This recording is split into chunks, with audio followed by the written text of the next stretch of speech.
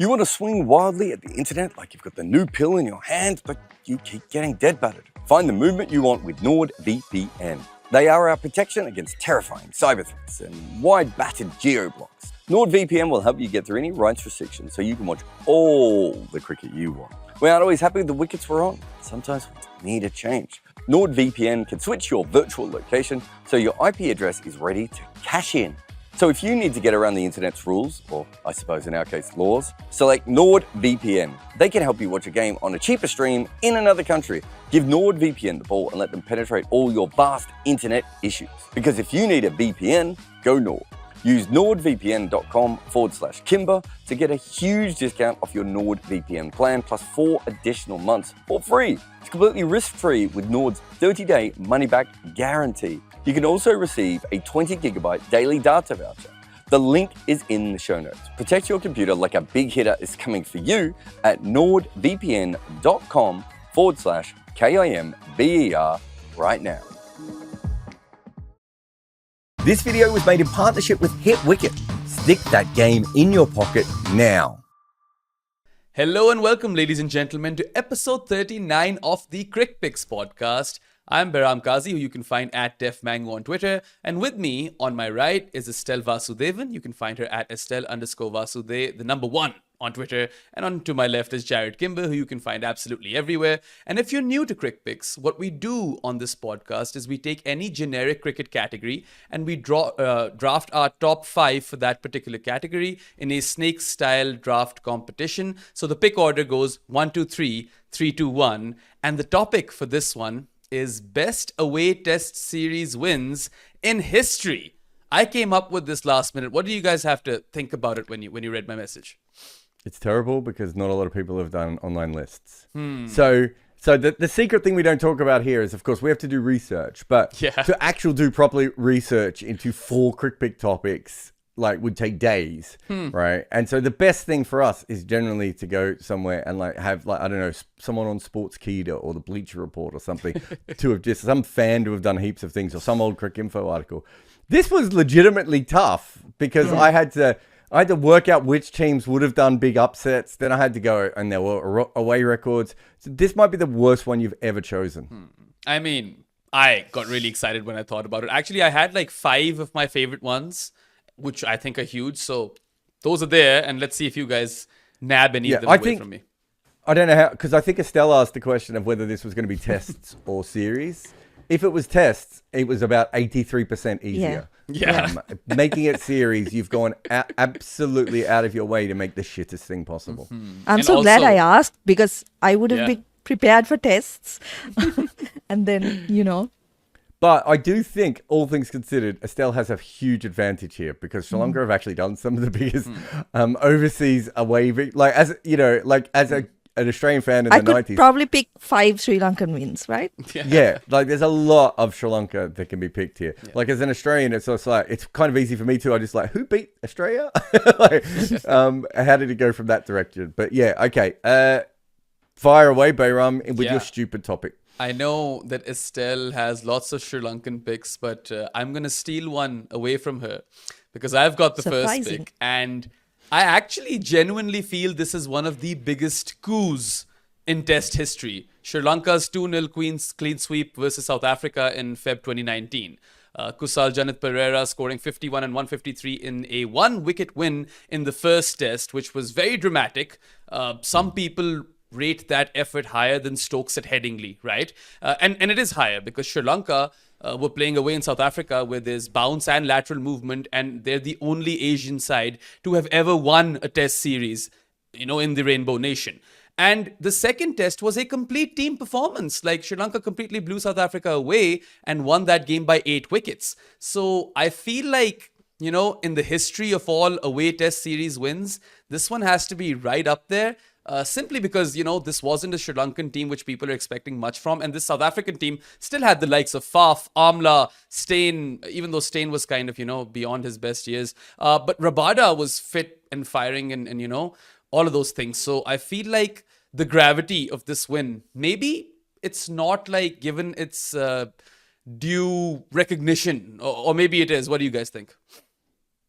I don't know if it's a number one. Yeah. Estelle, I mean, it's on my list, but I had it quite low down my list. Like, as in, I'm not sure it's the biggest Sri Lankan upset, all things considered. But look, it was huge, and obviously it had that great innings and that great test match, and then Sri Lanka came home. It's a bit weird, and there's a couple of situations like this, like, that was probably when we realized South Africa weren't very good and couldn't make runs anymmore. So there is and maybe there's an element to a lot of the teams here, like, were in a funk, and that, you just have to admit that was the case. But I was a bit surprised you went number one with this one. Well, I mean, you'd already set Estelle up for, picking a Sri Lanka series, and this was my favorite one, so I had to go for it. No, let's just pick as many Sri Lanka picks to begin with. No! Just to screw with her. All right, Estelle, No, number two. I wouldn't have gone number one either, but it was like a crazy result because, like you mentioned, right, on paper, I'm just looking at the scorecard from the first game. Like, South Africa had Elgar, Amla, Duplessis, De Kock, Philander, Maharaj, Rabada staying, right? And Sri Lanka's bowling attack was Suranga Lakmal, Visha Fernando, Kasun Rajitha, Dimuth Karunaratne, Lasith Ambulideniya, and Oshada Fernando. So Ambulideniya did well in one game, from what I remember. Yes, he took like a 5 or something in Durban. This was kind of his break, big break in Test cricket, right? He basically led Sri Lanka to a series win. It was crazy. I mean, there was a lot going on, a lot of parallels, I think, between this and the most recently concluded Pakistan-Bangladesh series. One, because Hathurusingha was coach for Sri Lanka then as well, and was about to be sacked. So, I mean, interesting choice. I'm a bit annoyed that you went with one because I don't know where I'm going to go now. But clearly we now know that if you want to get the best out of Chandika Hathurusingha, you tell him he'll be sacked and he's going to do wonders. Right. And then you take him on a tour he's not expected to win. So my one will be India in Australia 2021. Right. I mean, going from the here, everyone. Yeah. I had that on my list, though. Very high. I would go with this because of how, like, it started off, right? India 36 all out in that first game, lose by 8 wickets. And it's a longer series as well, right? So you have to be at your best right throughout. How many of their first choice players were they missing in that series? So I think pretty impressive win. I don't think anyone was calling that result, right? Yeah, it was interesting. They even lost Virat Kohli after that 36 all-out game in Adelaide to Pat Leaf because Virat was having a child. And then, Rahane scored a Boxing Day test ton. And I remember Ashwin and Vihari battling it out in Sydney for a draw. Ashwin copped so many blows to the body. He even got injured after that. And then after Tim Paine had sledged the crap out of India that, see you at the Gabba, they got to the Gabba and they were without Bumrah, Ashwin, Kohli, and they had to chase down 329.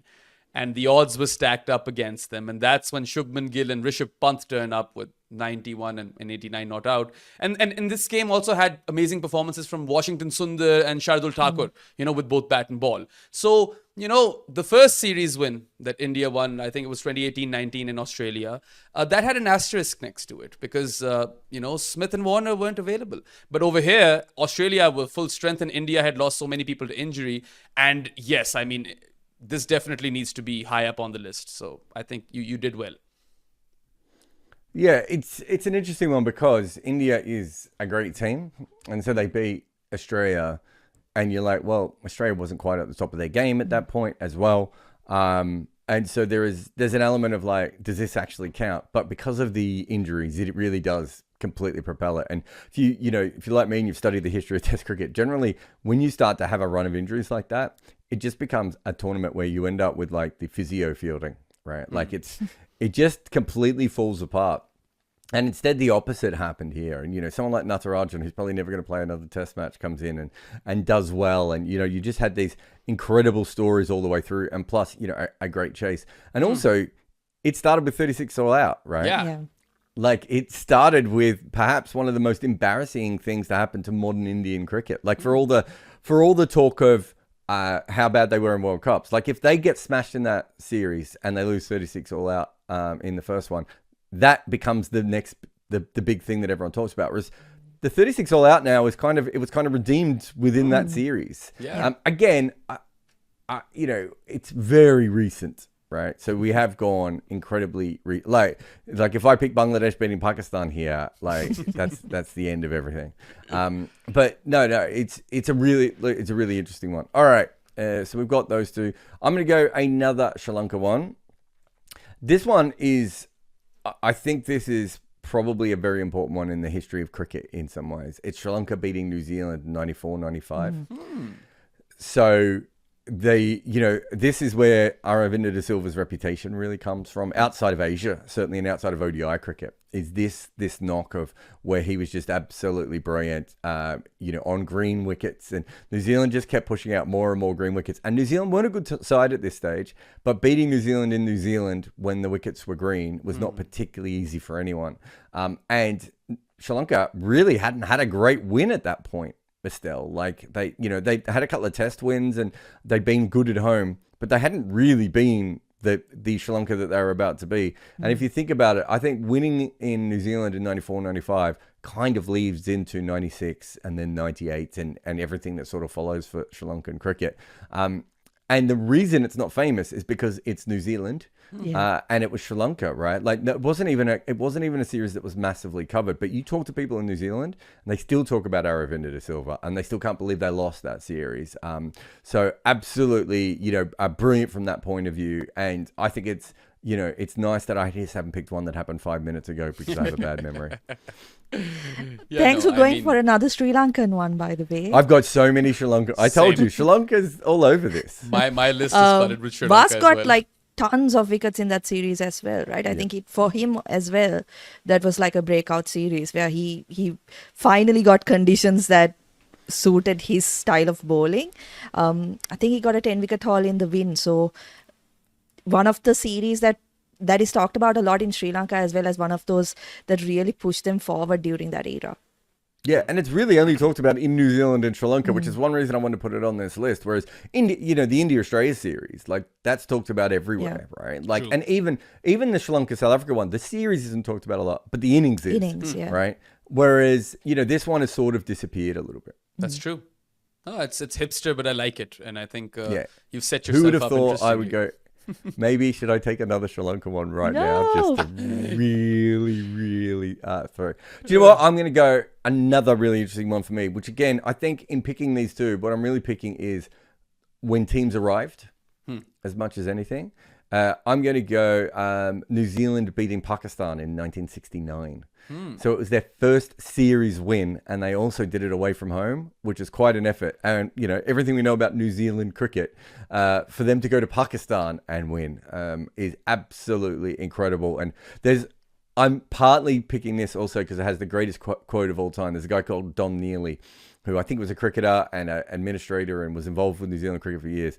And he said, yeah, unfortunately, it doesn't get remembered the way that it should because, in the same year, the moon landing and JFK and all these different things were happening around the world. And I'm like, that's not why it was ignored, mate. It was a New Zealand-Pakistan series that was played in Dhaka, right? That's why it was ignored. But no, it is really, really important. And, they start playing Test cricket in 1930. And it takes them 39 years to win a series. Like, everyone making fun of Bangladesh. It's like, step back, guys. The OGs of losing are New Zealand. And from that point forward, they become a really good team, right? Like the 70s, they start to build up into a really good team. And then by the 80s, they're one of the better teams in the world. And obviously, they've gone on to be the World Test Champions since then. So it really does start with that 1969 victory. Don Neely has a point. It's just not talked about in a way that it certainly should be. All right.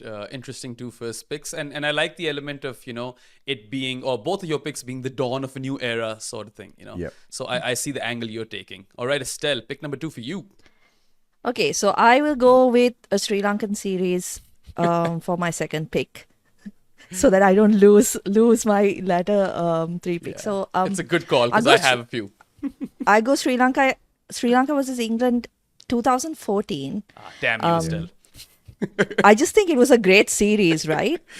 2 matches, both go down to the last over of the game, and just tailenders being nuts in both games, right? At the end, I mean, in the first game that was drawn, Rangana Herath is universally loved in Sri Lanka, except for that moment when he walked off, when he taken his hand off the bat, balls hits his glove when he thinks it's out and he walks off, right? And Sri Lanka had to survive 1 over with probably their worst ever number 11 in Nuwan Pradeep. Maybe the worst ever. Maybe the worst ever, right? And then to come back and win the next game. I mean, England were excellent in that last session. I think Jimmy and Moeen Ali batted maybe close to 20 or 30 overs. Bad forever. Yeah. How many wickets did Sri Lanka need on the last day? It wasn't that many wickets, was it? I think it was 4, 4 or 5. It wasn't that many, but I mean, Jimmy Anderson looked like a rock, right? Yeah. Yeah. And he was dismissed Moeen, off maybe. Moeen announced himself, right, in this series. Yeah. And it was the other thing was the Angelo Matthews innings. It's very rare you see a captain and you think, oh my God, Alistair Cook doesn't know what to do here. Like Alistair Cook could not look any less like a Test captain at that point, where he just completely lost the plot. And I remember at one point he left the fielders out on the boundary for like the sixth ball of an over so that Matthews could just knock a single. And he just forgot to bring everyone in. And England was so shell-shocked, they didn't bring their fielders in. Like, it was so bizarre. So Sri Lanka were like, there's no way. If that series was played 100 times, that's the one time Sri Lanka win it. Yeah. Right? Yeah. Like, I just can't imagine any other time that they would be able to win it. So it was very high on my list. I went with New Zealand, Pakistan in part because I didn't want to ruin Estelle's day. Thank you. Yeah, I mean, it's good that she picked this because I was going to go for it next. Look, Sangha got that elusive ton at Lords, right? Let's not forget that. He scored like a 50 in that game as well. Angelo was unstoppable. I don't think he's ever played that well abroad ever. Like, I know a few series in Sri Lanka and in Asia where he's done really well. But that this was the just time where they thought this guy is in the Fab Four, right? He was being talked about in those levels. I think I might have been at the front of that charge of saying, and he was so in control of what he was doing at that point with his batting, and it just didn't happen, right? Like we know he wasn't built the same way as the other four guys were and everything else. But I mean, that was one of the best innings I've seen, and I've seen a lot of great innings, specifically at Headingley, and that was still one of the greatest innings I've seen. So I thought he was magnificent in that one. It was, he scored tons in both tests, right? If I can recall correctly. Angelo, was it? I can't remember the first test. I think who made the first runs test in the was first Mahela, right? I think he might have scored tons in both test matches. He might have, yeah. It's worth This was checking. also like Rangana Herath's kind of where he started being Sri Lanka's like main spinner, right? Like where Sri Lanka believed that he could take on that role for Murali. Also, I remember Damika Prasad having a good series. Angelo did well with the ball as well. I mean, there was lots going on, and it's iconic in many ways. And that was the year where Mahela and Sangha won the T20 World Cup, won in England. So lots of boxes checked in 2014 for Sri Lanka. A great series, undoubtedly. All right, it is back to me now with 2 picks. Did he score 2 tons in both? Like, I think he did. Let me check. I'm quite sure he did. Oh yes, he did. He Yeah, see, that's he had a what I ton in the remember. first one as well. All right. For my second pick, I will go Pakistan beating India in Bengaluru in 1987 to win the 5-match test series. In the last of the 5 tests, there were 4 draws.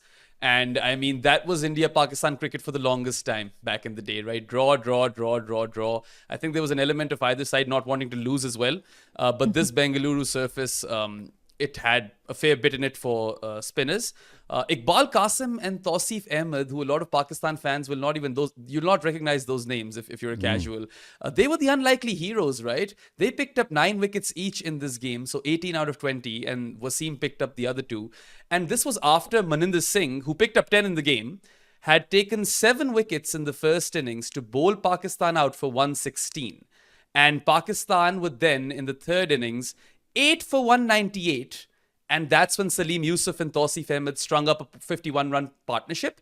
And in the end, India was 17 runs shy of victory themselves. Like, they came very, very close. Sunil Gavaskar played a brilliant hand. And there are multiple reasons why I picked this. This is the only test series Pakistan has ever won in India. And B, we might never get to see this again, right? Yeah. Like this might just be one of a kind for the rest of history. And it was a big deal. Like, even though I wasn't born in 1987, you grow up hearing stories of, Bengaluru 1987. And then Inzi also won a test match when he was captain in Bengaluru as well. So he kind of repeated the feat, even though Pakistan drew that series. But because it's like the only time in history it's happened and might be, it might stay that way. That's why I picked it as number 2. No, I mean, look, it's an interesting one. I think there's probably bigger kind of... I mean, what's the name of this actual one? What's the name of the Crickpicks this episode? Oh, it's best away test series wins in history. Yeah, so there's probably more upsets and more in other ways, but it's an important one in a different kind of way, isn't it? Right? Like I think it's really important from that perspective. Yeah, and I mean, you can make an argument that Pakistan were a really, really good team in '87, but then again, it's a memorable one. All right, you know what? I don't care if you're going to give me all that recency bias crap. I'm going for Bangladesh's 2-0 clean sweep versus Pakistan in Rawalpindi. It happened literally 5 minutes ago, a few seconds even. And why I'm picking this is because, it wasn't just, one of those test series wins where Bangladesh kind of got lucky or anything. They completely outplayed Pakistan across all 3 departments. There were so many performers. Liton Das scored 138 after being injured as well midway. Bangladesh recovered from 26 for 6 to score 262 to kind of shift the momentum. Mehdi Hassan Miraz scored, 250s, 155 runs in total at 77.5 and 10 wickets at under 19 apiece. And the context was such that, Bangladesh is going through unrest and a bit of a revolution and things aren't too good over there. And they've beaten Pakistan of all teams for the first time, a country which they have history with. Pakistan and Bangladesh were one and the same before 1971. And Bangladesh had never defeated Pakistan in a single test match in 13 attempts prior. In fact, they'd only won 6 out of 65 away tests before this series. And they swept Pakistan in Rawalpindi. They won the second test in 3 days. And they came from behind in that test, right? Even in the first test, to think that Pakistan declared for 448 for 6, Bangladesh came and won that test match playing attritional, old school test cricket, whereas I felt like Pakistan tried to reinvent the wheel. But the magnitude of the win is such that I feel like even though it's just happened right now, it deserves to be on the list.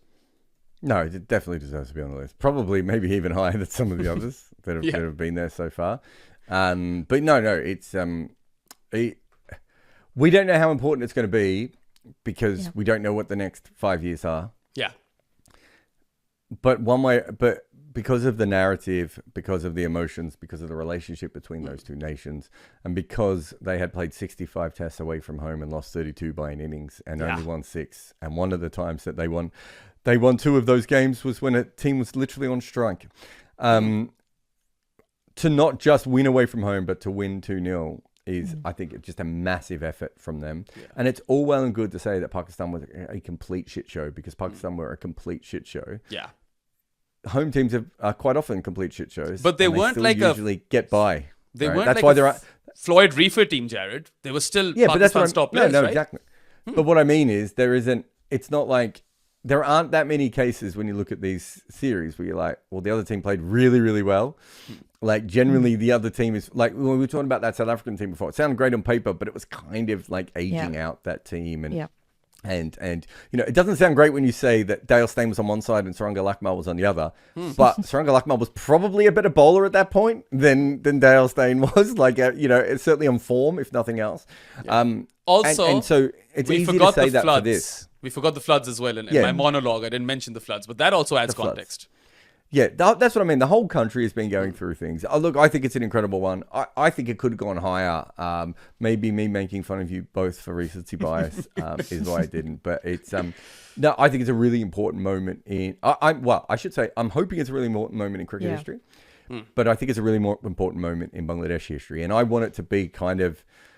you look at some of the other series I was talking about before, Sri Lanka and New Zealand, or Sri Lanka and England when they won that test at the Oval, New Zealand and Pakistan, right? That's kind of what we want this, and I won't name some of the others because I'm going to bring them up in a minute, but that's what we kind of want this to be, right? We Yeah. want this to be the moment where, sorry, do you remember when they did that? And that defined what Bangladesh cricket was afterwards.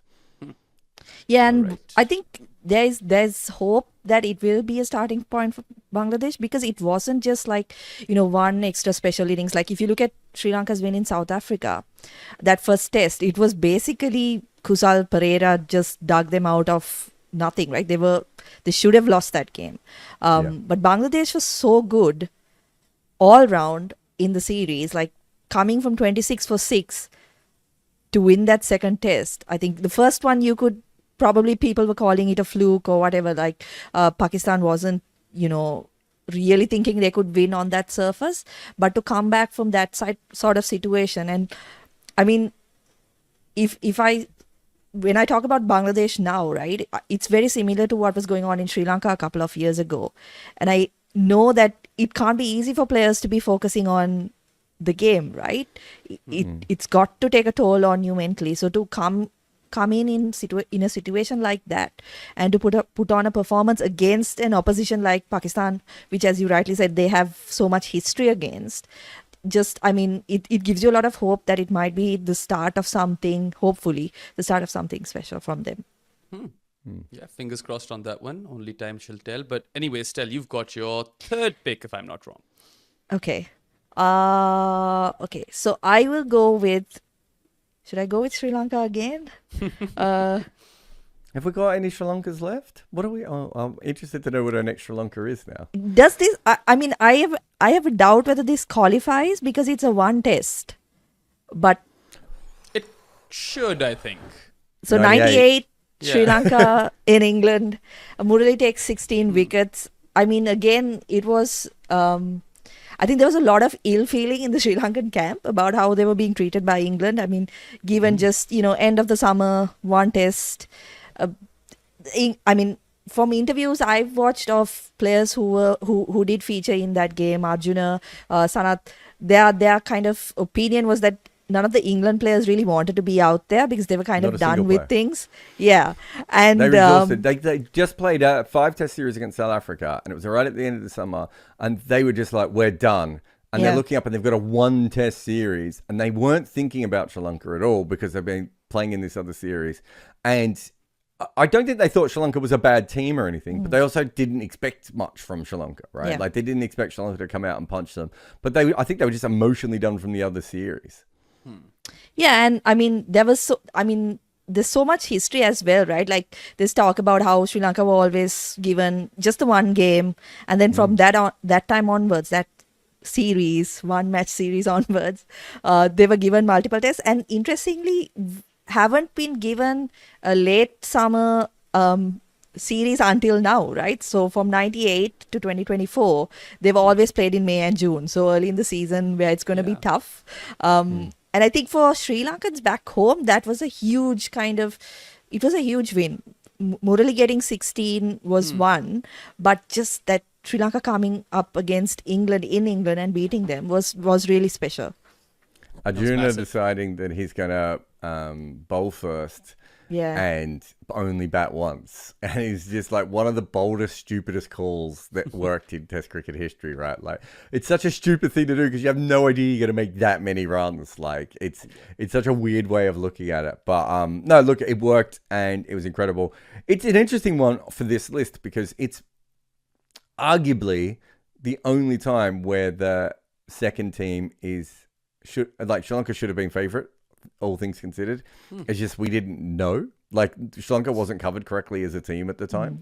And, even though we all kind of made fun of England back in the 90s and everything, that, it wasn't that everyone was thinking that they were going to lose every series or anything like that, So, but if Cricinfo, I know Cricinfo existed, but if Cricinfo existed the way it did today, like, I think there would have been about 4 or 5 articles coming in going, Sri Lanka could win this.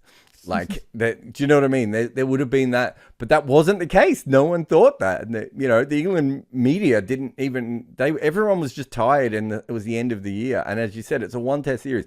I don't know if England ever played a 1-test series before then. Unless they'd done the same, or other than Sri Lanka. Like I don't even think New Zealand ever got one Test series. Like it was nothing about that made sense to it. I think to the England cricket, and so they didn't take it seriously. And on the other side, you've got this sort of military-like discipline of Sri Lanka, who are planning like 8 different counterattacks. It really is a fascinating match. I think it's one of the more fascinating matches in cricket. How frequently do we get to see a spinner go to the Oval and take 16 wickets, right? Like that was also immense, and it was kind of the moment Sri Lanka, even though they had already announced themselves, right? But this was kind of solidifying that announcement that no, Sanat this is real. Jayasuriya as a test batter as well, right? Double 100 in England. Yeah, that's true. Okay, good pick. Okay. It was also on my list. You've taken all of my fun ones, Estelle, but it's okay. So I didn't have it because it's not a series, but It counts. It's a solitary test. okay, I am going to go. India beating England in 1971. I think in many ways that kind of sets up the future of cricket. That series. Up until that point, India had played some really good cricket at home, and obviously, in Asian conditions when they've gone up against Pakistan and everyone else, but they really hadn't assembled a top quality team.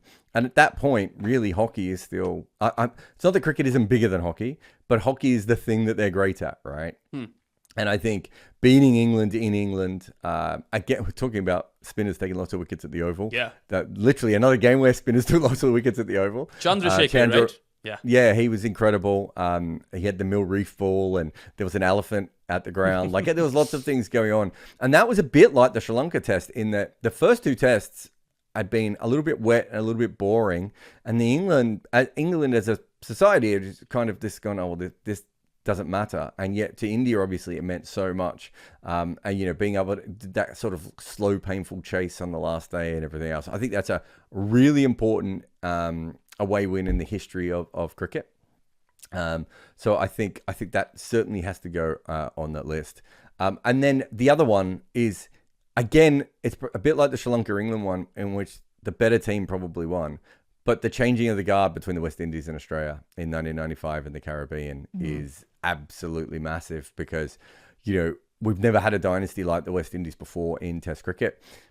And we probably, outside of perhaps like the late 50s, early 60s, we've never possibly had like 2 great sides kind of going up against each other at that point. Like I think if you go through, there really aren't that many times when there's like 2 great sides. Like even if you look at the 01 India-Australia series and the 05 Ashes, those are probably teams that had little peaks, but they weren't great sides. And so we ended up with great series. Whereas that 95 series, like that West Indies team is all incredibly stacked, right? Like it's not the team that went around the world and beat everyone.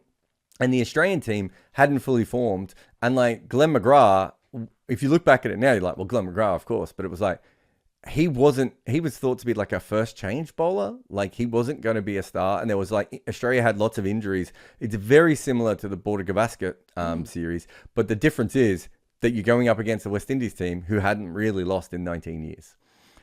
So I think that is absolutely huge. No, that is huge. I somehow knew you were going to pick India winning in England in 1971. I think you're just kind of reading out chapters from your book at this point. A little bit. Yeah. Well, to be fair, I think there's a whole chapter in my book on the Sri Lanka England game, and Estelle took that one. My book is called Overthrowing Cricket's Empire, and you can find that on. I don't know where you can find it, but just find it. Yeah, but that Caribbean series is a really interesting one. I did not have it on my list, but it makes complete sense because the West Indies were indomitable, really invincible in that era, and that is kind of where things shift, right? Because Australia become unstoppable after that. Yeah, and I think that's why it's such an important series, isn't it? Because it's a swap. Yeah. And there have been other great series, as I said, between great sides or great series. But we've never had someone where it's like, that was the closest Test cricket's ever really come to a heavyweight contest, right? Of like, these are the 2 best teams in the world at the end of this. And there've been a really interesting series that have been played in Australia in 92, 93, I think, between the 2 teams. And West Indies had still got over. So there was still this thought of, well, if Australia couldn't beat them at home, they're probably going to struggle away. But obviously the big difference by that point was that no one knew that McGrath was going to become McGrath. And Warne had gone from a kid who took a 7-for in that last series to, the best bowler in the world. And so suddenly they just leveled up. And of course, Richie Richardson's on his way down, and, Viv Richards is gone. So the West Indies aren't as deep as they used to be. Yeah, I had it on my list as well because I think when Behram made it series and not like singular test wins, I immediately went to like the golden era of West Indies. Did anyone beat them at home? Because that would have been, one of the biggest wins, right? And I think from 1972 to 95, there are no wins for visiting sides in West Indies. Is there a draw? Does someone draw? I think there might be a draw, yeah. But there aren't wins. No, so this one was definitely on the list. Yeah, the only thing that beats them is New Zealand, but they beat them at home, and that is an incredible win as well. Like if this was the biggest test wins ever, I would have that really, really, even though it's got a cloud over it because of the umpiring and West Indies losing the plot and everything. That is probably one of the biggest, but it was at home. So I'm sorry, New Zealand. Okay, so my turn, Estelle, right? Pick number 4 for you. Okay. Let me... Oh, she does. Oh, she's struggling. Confused. No, I have like 4, but they're not like, underdog kind of wins. They don't have to be underdogs. They can be good. So I'll go with... iconic. I go with Australia beating India in India 2004. Okay. It was, Australia at basically their peak, right? But that was kind of the final hurdle to kind of establish themselves as one of the best test teams ever. And beating India in India, as we know, is still kind of nearly impossible, right? How many teams have done it? I think, is it 3? Yeah. I don't know. Australia. So South Africa have done it as well. No, actually, more than that. A lot of teams have done it. West Indies have done it back in the day as well. Yeah, but in that... But in the last 30 years... Yeah, in the last 30 years, yeah. So I thought that was a pretty special win, again, for a team that's establishing its kind of... its place as one of the best ever. Yeah, it's an interesting pick, isn't it? Because it might seem silly now because they were the best team in the world. Yeah. And maybe the best team we've ever had, right? But they lost a series in Sri Lanka as well. Yeah. They should have won in 2001. Like they should have won that series. They put themselves into a really good position to win that series and then completely fell the apart. ghosts of Eden Gardens 2001, right? The Lakshman game. Yeah. So that one did hurt Australia a lot, and we've seen replays of that game on TV since we've been born, really, or not been born, but ever since I've started watching TV, I've always seen replays of that Kolkata game in 2001. So it did have a lot of context. Australia touring once again, and then this is the series in which Haydos went crazy, right? They had pretty big wins. Yeah. Yeah, was that not 2001 where Hayden That goes actually crazy? might have been 2001. Let me It's check. ridiculous to think, by the way, that this is almost no. a quarter of a century ago, and we grew up watching this. Like, how old is Estelle? Yeah. Let me see.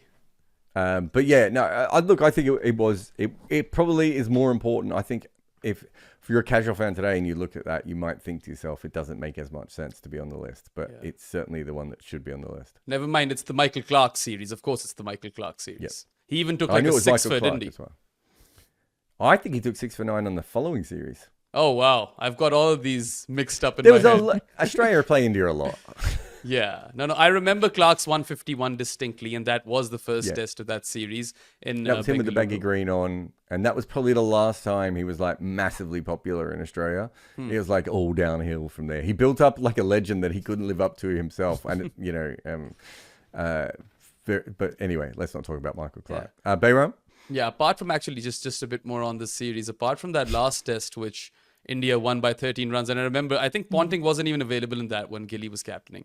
Was that the one Gilchrist's captain? Yeah. It is a complete, blowout. Australia completely annihilated India at home, and that's why I feel like Estelle's done well over here to pick this, because even though that was one of the best teams we ever had, the final frontier element does make it special. All right, next pick for me is a similar one. England winning in India in 2012, because no team has won a test series in India since, right? Yeah. And England got thumped in the first game in Ahmedabad by 9 wickets. But then they bounced back to win it, the 4-match test series 2-1. And this is the Alistair Cook series. He scored 3 hundreds on this tour. 2 of them were daddy hundreds. And Swan and Monty went absolutely berserk. 20 wickets for Swan, 17 for Monty. And then who can forget that KP knock of 186 at the Wankhede, right? And England defeated India at the Wankhede and Eden Gardens, right? 2 of their main or most historic home grounds. And with all those fans and everything. And I remember, even though both sides were stacked, decently well in terms of no one expected it to be an extremely one-sided competition. But England to go on and win it was still special. And Joe Root debuted in the series, 4th test match in Nagpur as well. So lots of things were happening. But just the fact that this is the last time India ever lost at home, and also how iconic that series was and everything that followed. And it's always one you kind of go back to and remember.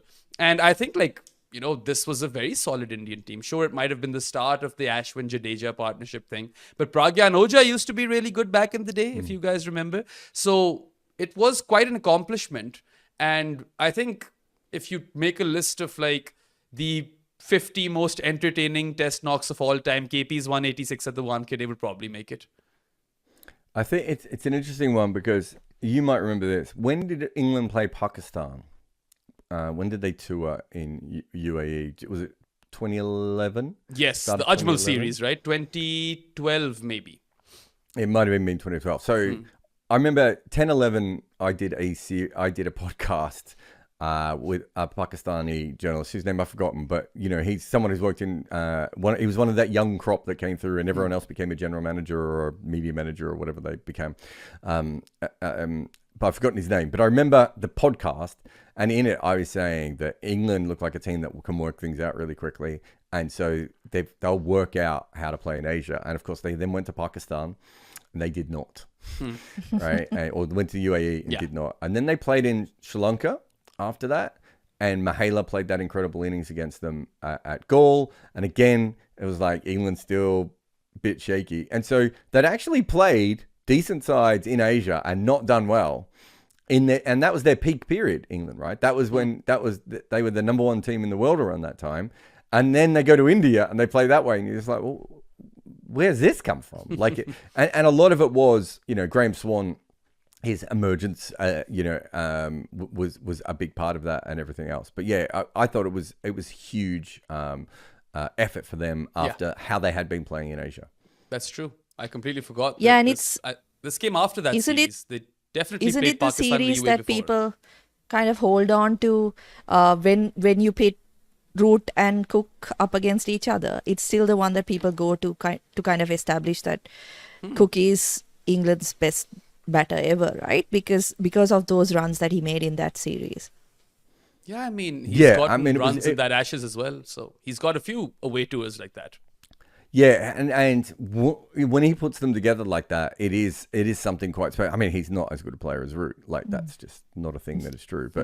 But you look at that and you do think of just how important it was. And just to go back, just to show how weird this was. So England won 6 series in a row, I think. They lose to Pakistan. They draw in Sri Lanka. They beat the West Indies, and then they lose to South Africa at home. Yeah. And then they go to India and win. It was really messy. They basically got to the best team in the world and then completely bottled it and let South Africa go back past them. And then the one series that kind of no one expects them to win, they play brilliantly in. And it might be the greatest series they've ever played in India. Yeah. They might have had older cricketers who dominated India more, but considering everything, it might have been the greatest series that they've ever played in India. And it, as I said, comes off this period of where they haven't beaten 2 other teams in Asia as a warm-up. Yeah, and it might be the best Indian team they've ever defeated in India as well. I would like to think probably so. Would have been, yeah. Yeah. And I mean, Monty will forever be remembered for it. That and the blockathon in Cardiff, was it? So those are the two things we'll remember And Monty for. when he put the cover picture up on his Tinder profile. Yes, of course. So yeah, I think definitely an iconic series, and I'm glad neither of you picked it. There's so many left on my list that honestly I don't know where to go for my last one, but I feel like I'm going to have to go Zimbabwe and Pakistan 1998. Yeah, thought because maybe it's let such that a one big go. one, right? This is Pakistan's great team that is extremely difficult to beat anywhere in the world. And Zimbabwe go on and win that 3-match test series 1-0. The last test, unfortunately, got abandoned due to thick fog in Faisalabad. Yeah. So we never had the last test. And the second test was in Lahore. And I believe that was also rained out or something. So Zimbabwe did get fortunate over here. There's no denying that. But if you look at their win that came in Peshawar, Neil Johnson scored a ton, right? And Pommy Mbangwa, Henry Olunga, and Heath Streak, that trio of seamers, that really, rattled Pakistan. So Pakistan actually managed 296 in the first innings, 4 wickets to Streak, 2 to Olunga, and 3 to Pommy. And then Zimbabwe, they put up 238. Neil Johnson scores that ton. And Wasim and Wakar take 5 and 4 wickets respectively. After that is when the classic, storied Pakistan collapse comes through. They buckle for 103. And once again, Olunga this time with 4, Streak with 2, and Pommy with 3. So between themselves, they took 18 wickets in that test match. And I feel like defeating Pakistan in Pakistan with your fast bowlers, particularly versus that team. We're saying that the same thing about Bangladesh right now, of how Nahid Rana and Hassan Mahmood and Taskin and Shoriful, they rattled Pakistan. But back in the day, you're talking Wasim Wakar, that's a different level altogether. And Zimbabwe, overthrew Pakistan in that regard and chased down 162 with ease. They only lost 3 wickets. Murray Goodwin scored 73. And that still remains one of the most historic triumphs of any team that has toured Pakistan. And I would like to think that it's one of the big ones of any team touring anywhere, because even though Zimbabwe had established a pretty good team in the mid-90s, they needed that one away test series victory to kind of stamp their authority. Yeah, I think it's in some ways Zimbabwe was set up pretty well for Pakistan because they kind of had seamers who would bowl all day. And they had very good defensive batters with top techniques on what were flat wickets. So there was an element of if they were going to be successful anywhere, Zimbabwe, that was going to be the place. But that is, they might the asterisk about that is they might have still gone on to lose that series had it been fully played, but they didn't. And that's how these things go. And it's certainly, I think it was certainly on my list. So I was going to slip it in as my number 5, but Behram got there first.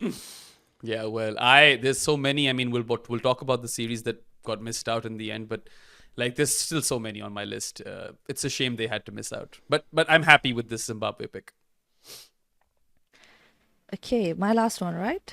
Yep. Mm-hmm. Okay, so it's not going to be a great pick. Always the best way of starting.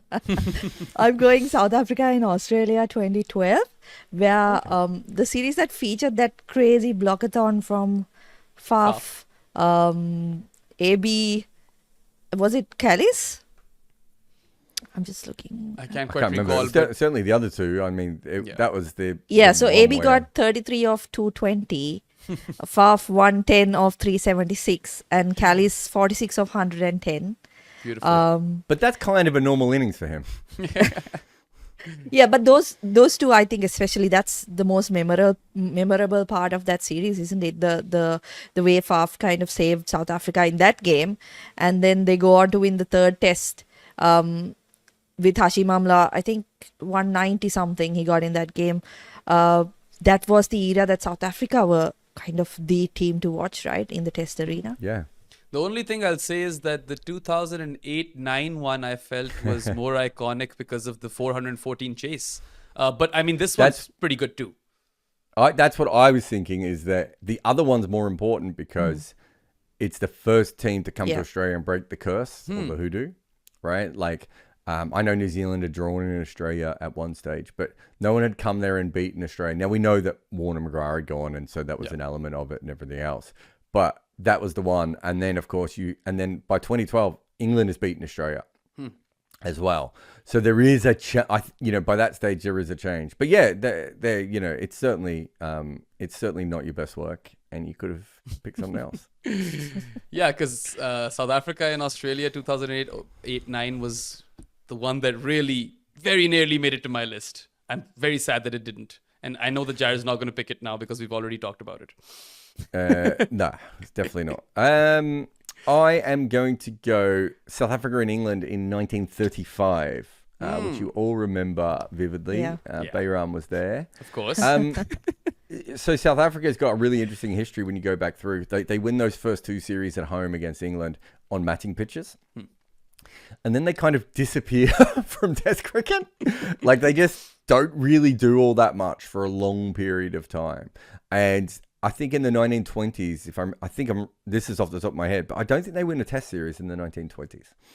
And so they have this long period where they really struggle. And of course, at this point, Australia and England, even the West Indies, start to get better and better. Not that South Africa would play the West Indies, but the West Indies come in. England has Hammond and Sutcliffe, and then Bradman and O'Reilly and Grimmett and all these guys are coming in, and yet this is the point at which South Africa win a Test series, kind of completely against the flow of where cricket is going at that point, and it's a really important series, I think, for them, because I don't think they're ever going to drop off as a Test team, because obviously if New Zealand didn't drop off, no one was going to, but I do think there was an element of, wait a minute, why is this team a Test playing nation? So if you look in the 1920s, they turn up in England and they get Aubrey Faulkner, who's like hadn't played a Test match in like 10 years and he's like 40 or something. They get him to like waddle out in the middle and play for them. Like that's how bad their cricket had fallen. And to go from that to beating England in the 1930s, who as I said, had a very decent side. It's not the sexiest series. It's not a very well covered series in the history, but it's a very interesting one from the point of view is that's kind of the point at which South Africa start, and that's when they start to get players who are like Test quality batters. So it's hard to run through them anymore at that point. You have Norse and Mitchell, and there's a couple of others I've forgotten the names of, all coming in, and so to beat South Africa becomes tough. And then of course then they start to get really good just before no one wants to play them anymore. But it's a really important series, I think, from that point of view. Should we go through our lists? Had a feeling you'd go there. Yeah, let's go through the lists. And also no, wait, what have we missed? I'll tell you what I'd missed. I thought New Zealand and UAE in 2018 was on my list. The Ajaz Patel series. We've had a few of those Ajaz Patel series, haven't we? Yeah. West Indies beating England in 1948, I think, is a bit like the one I just said, but I just think that South Africa were like, I think if World War II hadn't happened, I think West Indies would have already been a force. But that's the one. Even if they come to England, and by that stage England are no longer quite they're struggling because of the war and everything else. And then Pakistan beat New Zealand in 1972-73. Just as New Zealand finally starts to get good, Pakistan come over and win a series there. So those were the other ones that I thought were really like sort of iconic, historic ones. I had the Ashes, of course, that England won in Australia. What was it, 2011, 12 or 10-11? 10-11? Yeah, 10-11. Again, Cook scored big runs in that series as well. I also had India winning in Pakistan in 2004.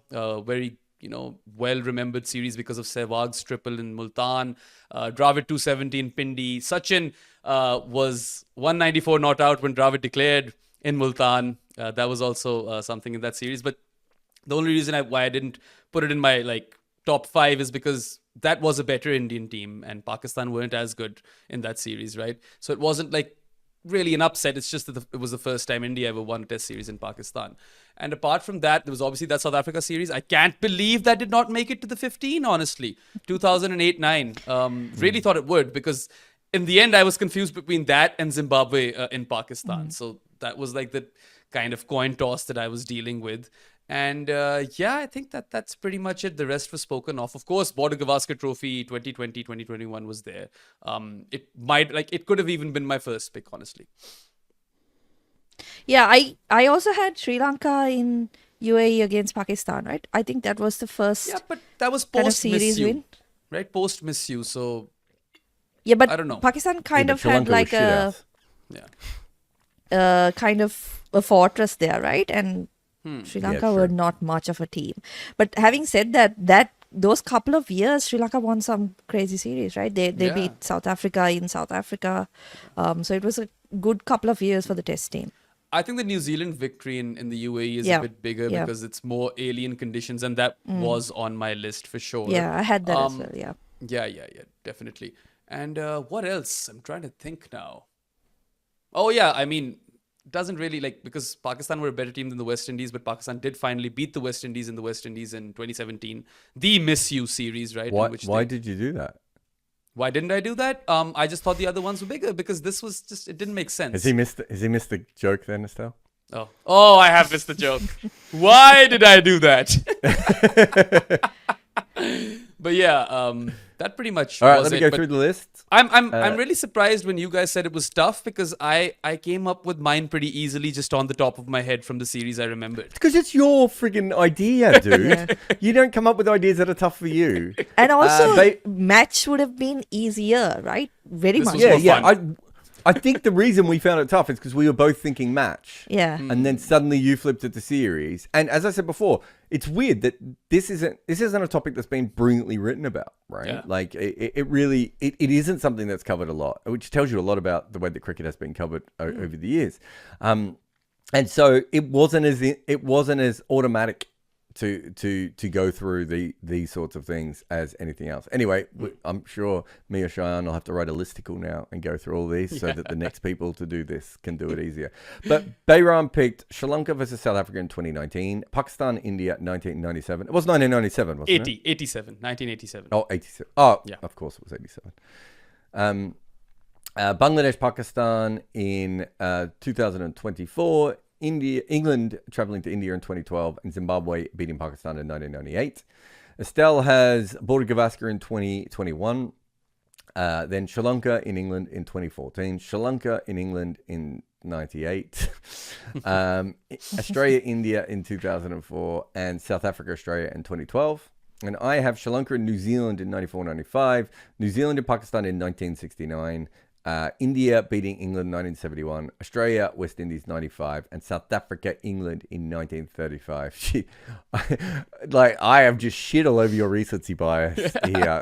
Just like, you guys can pick all the modern ones. And what's the oldest one? 87 is the oldest one that you two have combined. Oh, Anyway. also on my long list, I had Pakistan winning in England in 87 as well, the first time that they won a test series in England. And I think why that was iconic is because it started an era where England just couldn't beat Pakistan anymore, right? And every time Pakistan would tour England, they would win up until 2004, 5, 6, one of those years. But that also, I mean, there were better wins out there or better test series victories, so that one misses out as well. But anyway, So let us know Yeah. where you want to go with all this and which direction, how you would have put various old series in. yeah. Let us also know which ones we missed in the comment section and who do you think won amongst us and why it was me, because it's such a nicely well-rounded list. But anyway, just a quick reminder to everybody that you can go to goodareas.co and bookmark that webpage. That can prove to be your one-stop shop for all the work that we do as part of this team, whether it be written content, videos, or podcasts. We'll be back with another episode of Crickpicks soon enough, but that is all from today. Have a good one, guys. Goodbye. If you make any content, Minvo Pro is the tool for you. Take your long format content and cut it and slice it for social media. This AI-inspired weapon will turn your one piece of work into so many clips. Try Minvo.pro now.